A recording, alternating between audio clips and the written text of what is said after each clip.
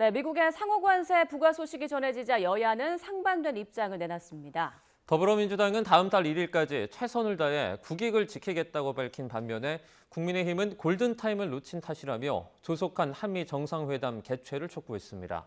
국회 취재기자 연결합니다. 황보혜경 기자. 네, 국회입니다. 네, 미국의 25% 관세 통보에 대해서 정치권은 어떤 입장인가요?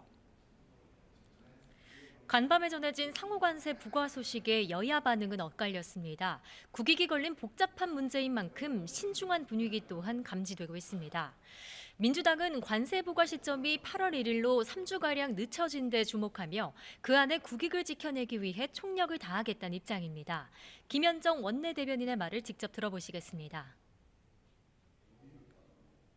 유예된 기간 안에 최선을 다해서 우리의 국익을 지키기 위한 협상들을 이어가겠다는 기본적인 원칙만 갖고 있습니다. 민주당 핵심 관계자도 YTN에 협상 시간을 벌었다며 정부 협상을 통해 관세 추가 인하 가능성도 열려 있다고 본다고 말했습니다. 또 일본에도 동일하게 25% 관세가 부과돼 차별이 없었다고도 언급했습니다. 국민의힘 송원석 비상대책위원장은 원내대책회의에서 정부는 남은 20여일 동안 25% 관세를 뒤집기 위한 총력전을 펼쳐야 한다며 신속한 한미 정상회담 개최를 촉구했습니다. 김은혜 원내정책수석 부대표는 민주당이 새 정부에 협상권을 넘기라고 요구하다 골든타임을 놓친 셈이라고 비판했는데요. 직접 들어보시겠습니다. 미국과 관세 협상을 주도하던 최상목 부총리를 탄핵하려 했고 골든타임을 넘겼습니다. 미국의 경고장은 발송됐고 데드라인을 향한 초시계가 돌기 시작했습니다. 김은혜 수석은 또 대통령실이 중국 전승절 불참을 결정하고 한미 정상회담에 힘을 집중해야 한다고 강조했습니다. 이재명 대통령과 민주당 상임위원장들이 만찬을 가졌는데 이 대통령이 특히 강조한 주문 사항이 있었다고요? 네, 이재명 대통령은 어제 저녁 한남동 관저에서 민주당 소속 상임위원장, 간사 등과 저녁 식사를 했습니다. 이 자리에 참석한 진성준 정책위의장은 라디오 인터뷰에서 이 대통령이 방송3법 개정안에 대해 방송을 국민에게 돌려드리겠다는 취지를 잘 구현한 법안이라 평가했다고 밝혔습니다. 어제 국회 상임위를 통과한 방송3법 개정안은 법사위 논의를 거쳐 본회의에 상정될 예정입니다. 이 대통령은 또 다음 주부터 예정된 장관 후보자 16명의 인사청문회를 원활히 진행해 새 내각을 빠르게 구성하는 게 중요하다고 말한 것으로 파악됐습니다. 또 민생입법을 차질 없이 추진해달라고도 강조했는데 민주당 김병기 당대표 직무대행은 원내대책회의에서 정부와 합심해 민생경제 회복을 위한 모든 지원을 총동원하겠다고 말했습니다. 이어 국민이 체감할 성과를 만들 수 있는 일부터 빠르게 추진해 나가겠다며 신속한 추경 집행을 약속했습니다. 민주당은 7월 임시국회에서 각종 민생 개혁 법안 처리를 본격적으로 추진한다는 방침입니다. 문진석 원내수석 부대표는 YTN과 통화에서 6월 임시국회에서 처리한 상법 개헌법 개정안, 한우법 제정안을 제외한 37개 법안 처리를 목표로 하고 있다고 밝혔습니다. 이 가운데에는 과거 윤 전 대통령이 거부권을 행사했던 노란봉투법, 농업사법 등 여야 간 이견이 큰 법안들도 포함돼 충돌이 불가피할 전망입니다.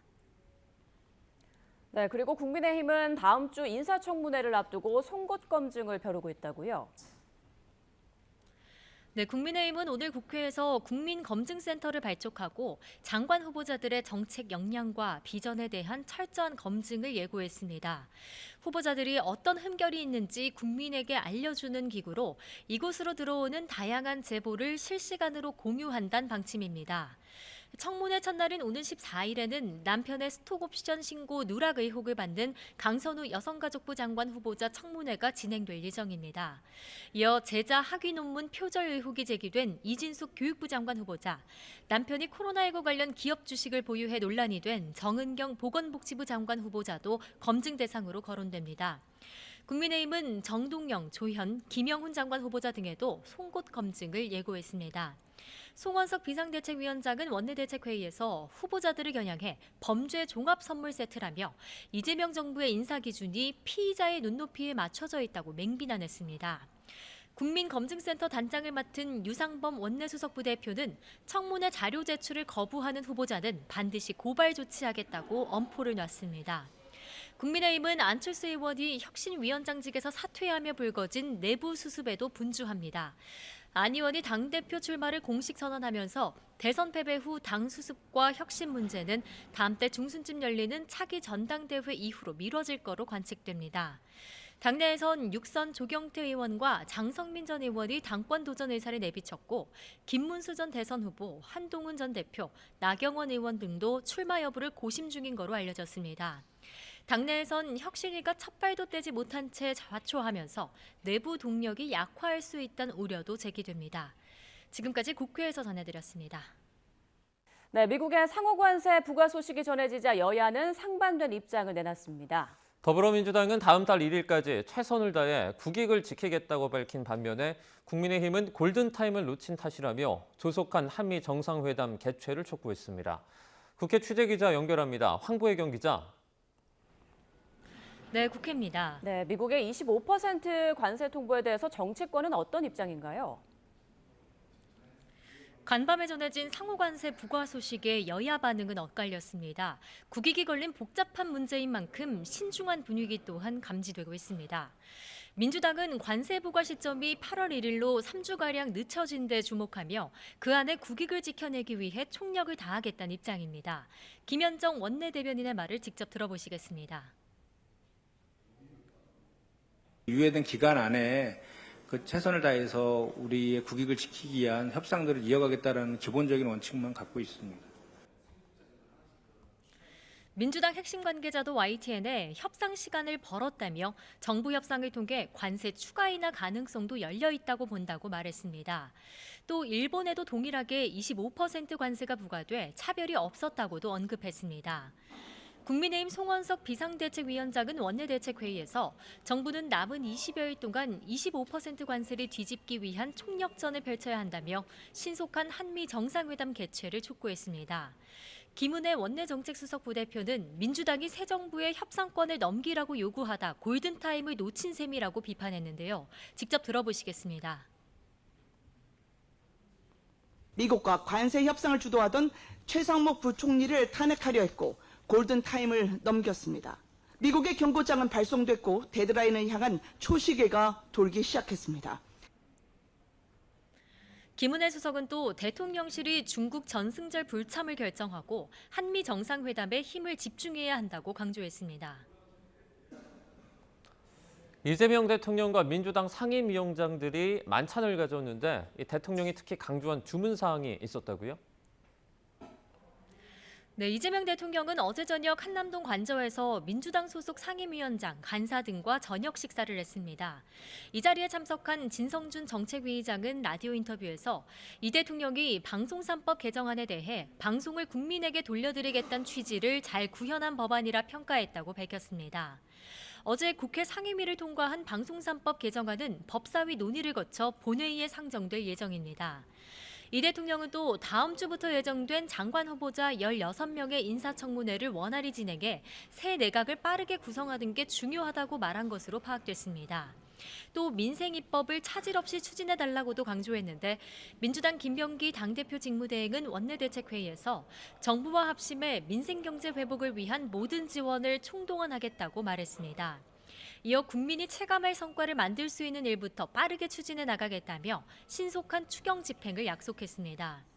민주당은 7월 임시국회에서 각종 민생 개혁 법안 처리를 본격적으로 추진한다는 방침입니다. 문진석 원내수석 부대표는 YTN과 통화에서 6월 임시국회에서 처리한 상법 개헌법 개정안, 한우법 제정안을 제외한 37개 법안 처리를 목표로 하고 있다고 밝혔습니다. 이 가운데에는 과거 윤 전 대통령이 거부권을 행사했던 노란봉투법, 농업사법 등 여야 간 이견이 큰 법안들도 포함돼 충돌이 불가피할 전망입니다. 네, 그리고 국민의힘은 다음 주 인사청문회를 앞두고 송곳 검증을 벼르고 있다고요? 네, 국민의힘은 오늘 국회에서 국민검증센터를 발족하고 장관 후보자들의 정책 역량과 비전에 대한 철저한 검증을 예고했습니다. 후보자들이 어떤 흠결이 있는지 국민에게 알려주는 기구로 이곳으로 들어오는 다양한 제보를 실시간으로 공유한다는 방침입니다. 청문회 첫날인 오는 14일에는 남편의 스톡옵션 신고 누락 의혹을 받는 강선우 여성가족부 장관 후보자 청문회가 진행될 예정입니다. 이어 제자 학위 논문 표절 의혹이 제기된 이진숙 교육부 장관 후보자, 남편이 코로나19 관련 기업 주식을 보유해 논란이 된 정은경 보건복지부 장관 후보자도 검증 대상으로 거론됩니다. 국민의힘은 정동영, 조현, 김영훈 장관 후보자 등에도 송곳 검증을 예고했습니다. 송원석 비상대책위원장은 원내대책회의에서 후보자들을 겨냥해 범죄 종합 선물 세트라며 이재명 정부의 인사 기준이 피의자의 눈높이에 맞춰져 있다고 맹비난했습니다.